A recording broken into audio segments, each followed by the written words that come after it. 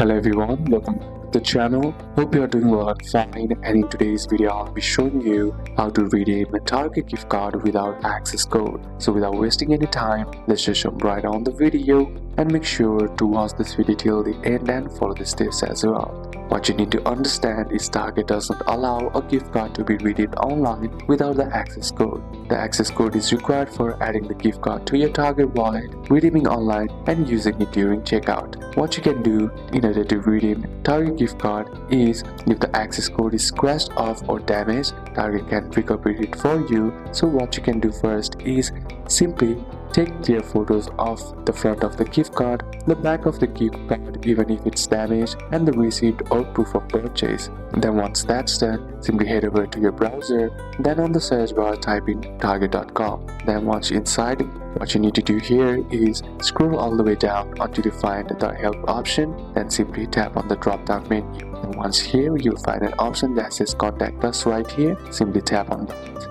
Now once you're inside there, what you need to do is scroll down and you'll find an option that says view our contact options, and here you'll find an option either you can chat or call the Target support and tell them my Target gift card access code is unreadable.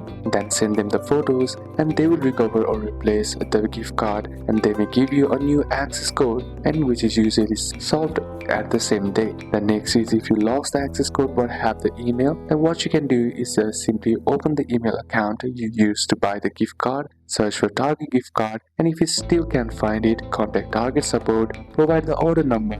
Target will resend the digital gift card with the access code included, which works for all its gift cards purchased from target.com. So these are a couple of steps that you can apply, and that's it for today's video guys. Hope this video was useful to you. Leave a like if it did, comment down any questions that you have, and see you soon on the next one.